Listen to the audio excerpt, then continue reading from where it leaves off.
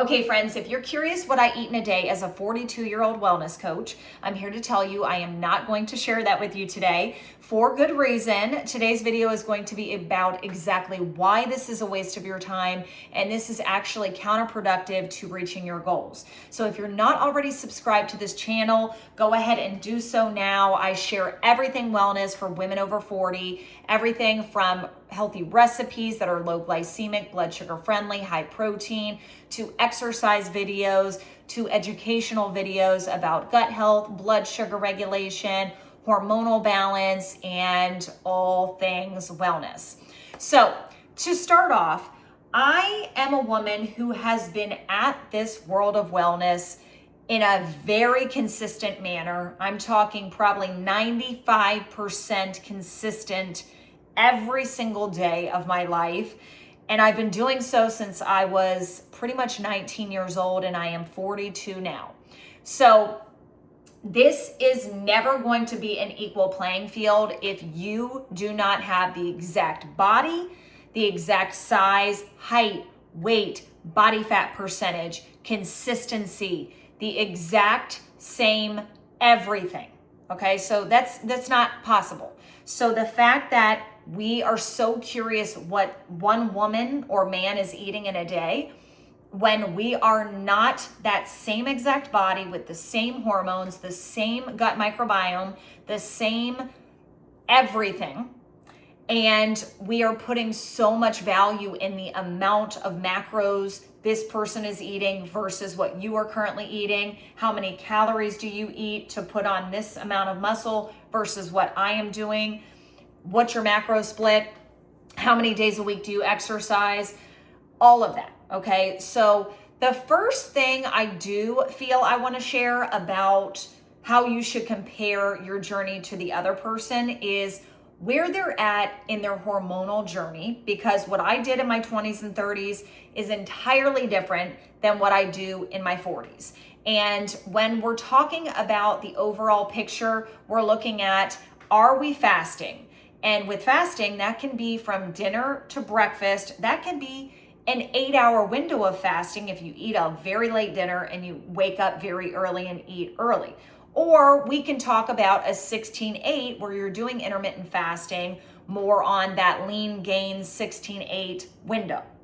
Or you can be doing it even longer, okay? So when you're younger, when you're in your 20s and 30s, your hormones are thriving, you can get away with a lot more in terms of pretty much everything. But fasting specifically, a lot of younger individuals can do fasting. They can do a 16 to 18 hour fast most days of the week and really handle it quite well. Men handle it quite well, but females, especially females in perimenopause and over, really it's going to be counterproductive if you do it any longer than 12 to 13 hours for most people, especially if you do have any issues with cortisol. And that's usually this sticky spot for most women and why they can't reach their goals, because it's a compounding effect. They're already overloaded with stress. They're already doing all this extra high intensity exercise to burn these calories because they can't lose fat and they think that's the way to do it. And so if you're just adding to it by fasting, because we elevate cortisol when we're fasting, that is not good for fat burning purposes, overall health purposes. So that is the first thing I think you should compare your journey to is, okay, where is this woman in her hormonal journey? How has she evolved from what she did when she was in her 20s and 30s, now in perimenopause and dealing with all that life brings? How can I adjust what I'm doing to align more with what has helped her?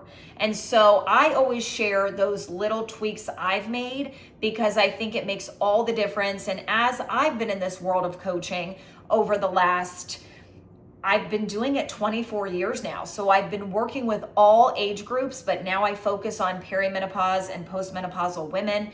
And I'm telling you, the first thing I change for them is not doing an extensive fasting window. So that is the first thing I would say. The second thing I would say is, instead of comparing how much I eat to what you're doing, how many macros, what my macro split is compared to yours, It's understanding your caloric needs through ranges for both calories and your macros. The only way to do that, to make sure you're not under eating and overeating, is through understanding what your BMR is and your TDEE is. So this is your basal metabolic rate, the amount of calories your body requires just at rest, just to be. This is not me speaking. This is not me even fidgeting. This isn't me doing any exercise. It's just being. So that is going to be the first thing. And then we need to understand your movement. So your total daily energy expenditure is going to incorporate not only what we need for just surviving, but it's also all the movement we do. Me speaking right now, I'm burning calories. Me thinking and me tapping, all of those things combined is your total daily energy expenditure. So we want to make sure if your goal is fat loss, you're not overeating above your TDEE. You are somewhere in between your BMR and your TDEE. And it's all relative. So again, you can't look at someone like myself and you might say, well, I want your body, so I want to know exactly what you're eating, what your macro split is, because you don't know what I have done leading up to now, and also what I am doing currently. Even if you understand that, that doesn't mean that you yourself are going to benefit from doing that. And more than likely you're not, because if you are currently eating way under what I'm eating, and then you say, oh, I'm not eating enough. She's eating 2,500 calories, so I got to bump my calories up. But right now you've been very low. Let's say you've been doing it way too low and you're doing 1,400 calories a day. And then boom, you bump it up 800 calories or more, thinking that your goal is muscle mass and fat burning. And so Sarah's got a lean body. She's eating more than I am. I need to bump it up. That's going to work in the opposite manner for you. And you're going to pack on some pounds. So again, do not worry what other people are doing in terms of their calories and macros. Again, first thing is understanding how to evolve with your fasting, understanding how to regulate blood sugar, understanding to benefit your body through proper caloric needs, and you're really reaching those levels and staying within ranges. Now, one of the other elements to that is if you're on a set, rigid plan, exact calories, exact macros every single solitary day, no matter what changes with your exercise, your stress load, your sleep quality, that is not going to evolve into metabolic flexibility. Metabolic flexibility is going to be the only way you're going to be able to shift from carb burn to fat burn in a way that your metabolism is revved up. So you're a fat burning machine, you're a metabolic engine. So there has to be strategy there, but you're never going to reach it with set, rigid approaches and one set plan. That's why you see people who have a macro coach, let's say, and then they say, oh, I need to tweak my macros. I need to adjust. I need to bump it up, bump it down. They're constantly obsessed with the numbers because they have to be, because they're thinking so rigid that eventually their body starts adapting and they have to switch it. So why not just have ranges, understand when you should bump things up and down according to your exercise intensity, your stress load, your sleep quality, your exercise frequency, and then everything just becomes very much balanced, easy. You're going with the flow, you're incorporating intuition. How's your body feeling? Are you hungry? Okay, I'm gonna eat a little bit more. Are you full? Okay, I'm gonna back off a little bit more, instead of being obsessed with hitting everything exactly to the T. That is where people go south, and then they start this yo-yo effect and they go super, super strict, drop their calories, really, really strict on the carbs, macros executed perfectly until it stops working for them, because everything down regulates. If their calories are low, your body's gonna hit that plateau, your body's gonna start storing because it's in a state of stress. And then usually either number one, you're like, I have to change something, and so you have to reverse diet. Or number two, you just lose your mind because you can't continue eating so low calorie. And then boom, you go up and you go way off the deep end, and then everything just comes back, and then you end up gaining more weight than what you lost. So again, it's understanding ranges, getting comfortable with ranges and adjusting according to your lifestyle. That really is a necessary element of the whole nutritional game. And it's what most people don't recognize and most people don't do. And it's also why macro coaches stay in business, because they want to have you there on the puppet strings, just waiting for when you're plateauing, and then, oh, come back to me. Okay, I'll tweak it for you. I'll tweak it for you. When you could just learn in our program, we teach you all the elements, all the strategies, and we educate on why you're doing what you're doing. So that way you're really wanting to do it and also maintaining it, and you can handle things on your own after X amount of months in the program.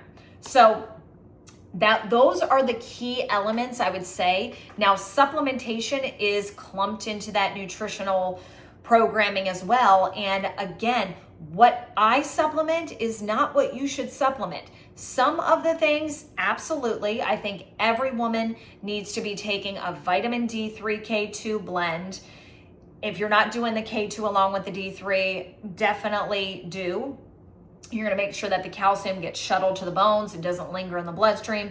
So vitamin D3 K2, excuse me, magnesium, and omega-3 fatty acids. So those are the three every woman should be taking, hands down. And after that, I think it really just depends on your situation. But if you are someone with gut issues, I would not suggest diving right into a probiotic. You need to understand what's going on with your gut first. You need to test, not guess. If you really want to incorporate a probiotic, I always suggest the Adapt Naturals. It's called Biome Protect, and it's a mix of probiotics, prebiotics, postbiotics, and polyphenols. So you're not just dumping a whole bunch of bacteria in your gut, you're getting a thriving ecosystem where the bacteria can survive. So that is what I suggest. I will have a discount code and a link down below for that, and for the magnesium, omega-3s, and the vitamin D3 K2. There is a trio that I've created, the Flux Bundle, that you do get a free bottle of vitamin D3 K2 if you're interested. So I will send you that information, or not send you, I will put it in the caption below. And when it comes, I'm trying to think what the other supplements that I do.